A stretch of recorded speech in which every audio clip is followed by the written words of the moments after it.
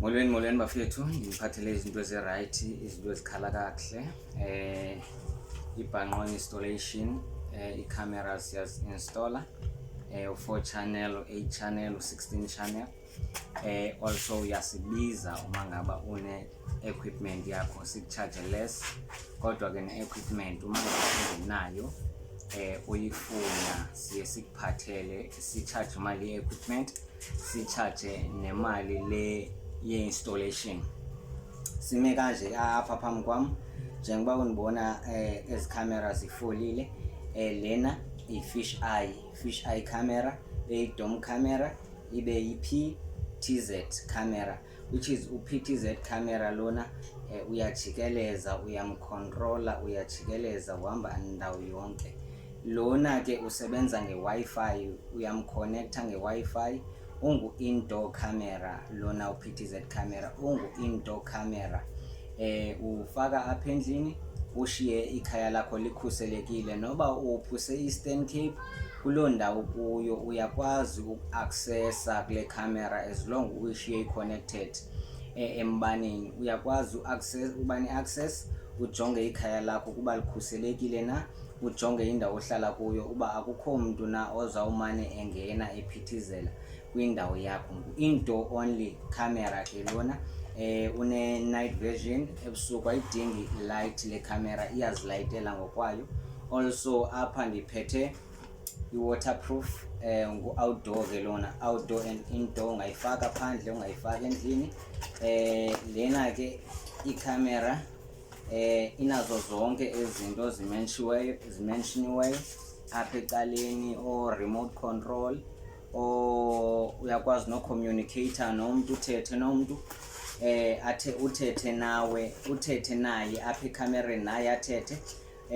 Iyakwazi ubona i-movement zabantu abagqitha-gqithayo, ikhalise i-alarm or upresse i-alarm uma ngaba ufuna umothusa lo mntu usemsebenzini, yambona uba wenza into engavumelekanga eyadini yakho. Iba ne-notification, iyakuxelela xa kwenzeke into ethile nento ethile uba ngexesha elithile ukhona umntu ebeke waphithizela kwindawo ethile, ikuhighlightele, ikulayitele bomvu leyo ndawo, ukwazi uba ukhawuleze uyojonga kuloo ndawo leyo uba bekwenzeka ntoni na. Remote access, uyayicontrola apha kuwe efowunini. Niyakwazi uyishare le camera nibathathu or nibayi-4. Ine-light ekhoyo apha ngaphakathi, iyazilayitela ngokwayo, ikliye kakhulu, i-color night version yayo. Iyazilayitela ngokwayo, ayidingi sibane uba ude uyilayitele.